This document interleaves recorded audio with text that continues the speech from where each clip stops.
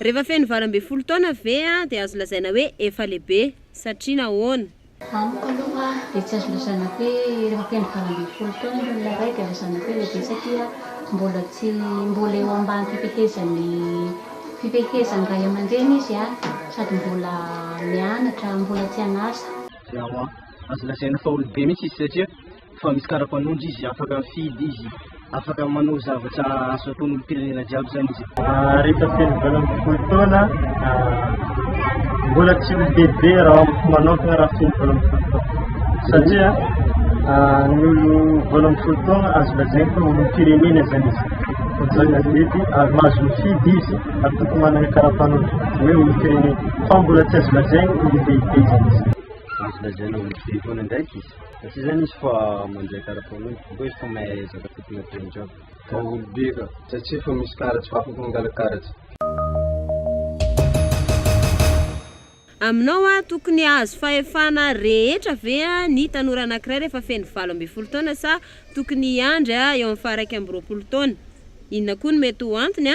Amiko aloha tokony hoe miandry 20 taona izy farafabeny vao mahazo fahefana.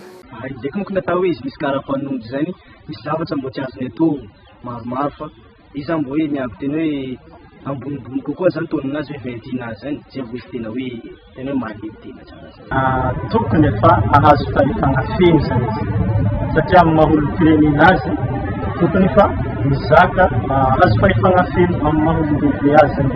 Tsy maintsy miambin-tena koa izy koa raha ohatra hoe raha resaka fahefana zany teneniny satria mbola mety misy zavatra tsy ataony koa zany mahazo izy fa afaka mifidy filoham-pirenena, fa afaka miasa, afaka mangala permis, raha jiaby maro. 5 taona zazavavy no tokony anambady satria nahoana? Araky ny hevitrako aloha dia tokony hoe amin'ny 4 taona eo hoe ny zazavavy no tokony hanambady satria mba vondrovondena zany ilay fotoana hiterahana. Arakaraka ny zava-misy moa zany raha ohatra izy miasa dia tokony hoe afaka manambady izy raha misy makavany, fa raha mbola tsy miasa koa izy dia afaka mijanona hoe farafaha 20 taona. Ndraiky moa arakaraka hoe vatany foana, raha ohatra ma izy hoe 22 ans izy fa vatany mbo kely tsy possible moa izy anambady dia hoe fa matoran-tsainany koa zany. Fa rehefa hoe hita zany izy fa vonona ta izy hoe 19 ans 18 ans afaka manambady zany izy. Miandry raiky taona zany tsy fena antonony natao izy zany tsy feno taona. Resaka zany olo iny zany fa vonona anambady anazy dia ampiadina anazy fa izy 17 ans fa vonona. Io ta 12 taona fa mety manambady satria fa ampy tao izy amin'iny fa afaka mandeha alain'ny tragno agny. Hoe raha amin'ilay lafiny fanambadiana dia oza hoe arakaraka ny habe mivatana koa io. Indraindray izy 12 taona efa ngeda be mivatany dia misy moa any afaritra indrindra ohatrany hoe ny any afovoantany raha eto Madagasikara ny resana.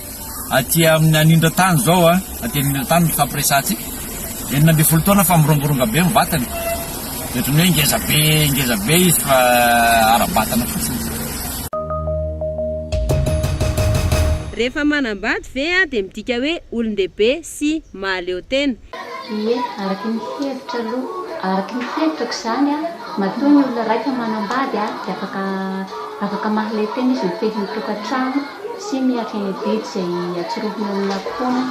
Lazaina mahaleo tena foana satria fa manana tokantrano.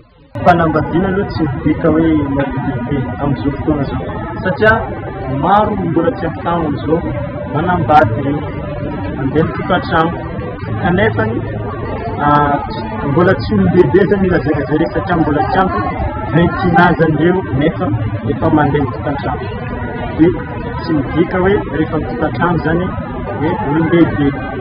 Tsy dia hoe fa olobe fa izy zany mbola miankina amin'olo zany izy efa tsy afaka atao hoe mahaleo tena. Olobe satria izy fa mahaleo minday tokantrano, fa mahaleo teraky teza zaza.